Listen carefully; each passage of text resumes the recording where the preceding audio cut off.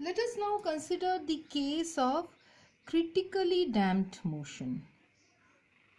Critically damped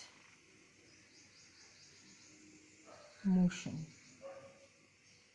Okay, what is a critically damped motion? Well, this is case 2. What is it?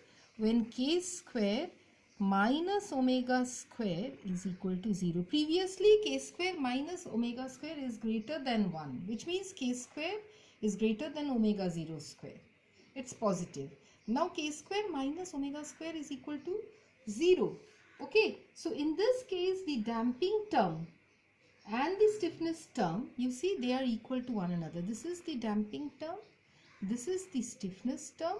They are trying to balance each other's effect. So if you substitute k square minus omega square equal to 0 in the original equation, what is your original equation? Let me write down the equation once more. Y is equal to e to the power minus kt a1 e to the power square root of k square minus omega 0 square t plus a2 e to the power minus of square root of k square minus omega 0 square t, isn't it?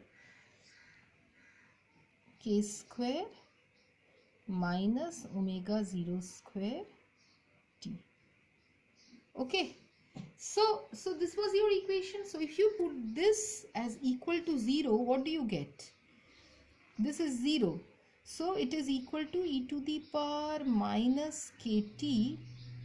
This is also 0, so that means 1. They are all e to the power 0 equal to 1. What you get is a1 plus a2. So this you can write as g e to the power minus kt. Now, do you observe the problem in this solution? This solution cannot be called as a complete solution. This is a kind of a particular solution, but not a complete solution. Can you tell me why, students? Well, the reason is that in a differential equation of second order, you cannot have one constant. You need to have two constants. So, since you are having one constant for this solution is not complete. So how do you make a complete solution out of this assumption of k square minus omega 0 square equal to 0? Well, what you do, this is the technique where such situations arise. This is the technique of getting a complete solution. So how do you get the complete solution? Well, what you assume over here is that k square minus omega square is not exactly equal to 0, but it is equal to a small positive quantity. You call that quantity equal to delta. So square root of this, it's very small. K square is almost equal to omega square, some 0.0000 something like that.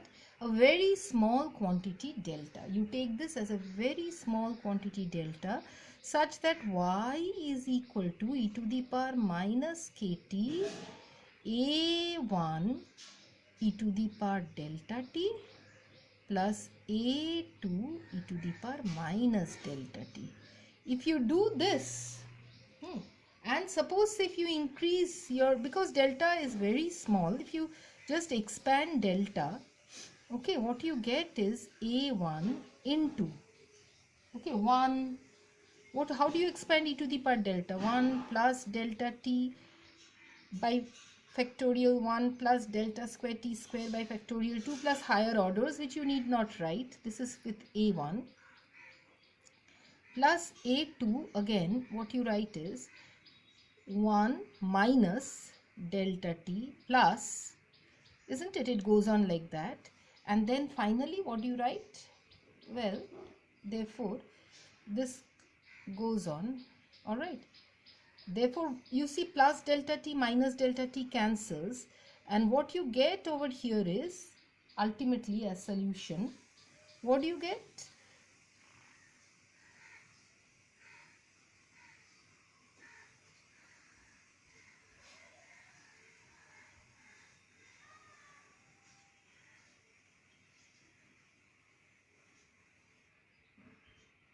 Yes. Here a plus delta t and minus delta t will not cancel. You will see this, you will, because one constant is a1 and the other constant is a2. So you see what you get over here is a1 plus a2, which is one constant, okay, plus of delta a1 minus a2 t. Okay, so this you can write, this solution you can write as, what can you write this solution as? You can write this as e to the power minus kt, okay, and then you can write it as a plus, you can club a1 plus a2 as a and b1 plus b2 as b.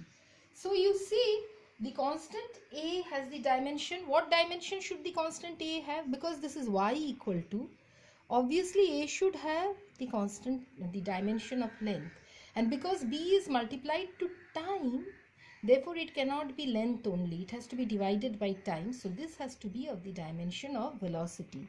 So a has the dimension of length, b has the dimension of velocity, isn't it? Okay, so this shows the decay of the displacement, that the decay of the displacement y is exponential, but the change is non-oscillatory. Again, the change is non-oscillatory. The time taken by the system to return to the initial state, it actually depends upon the damping constant k. Okay, so k means it depends upon r. Okay, now it can be shown that, well, for k greater than omega naught, as we have seen just now, for k greater than omega naught, the oscillator is highly damped. So that is our observation from this study. K greater than omega naught, oscillator highly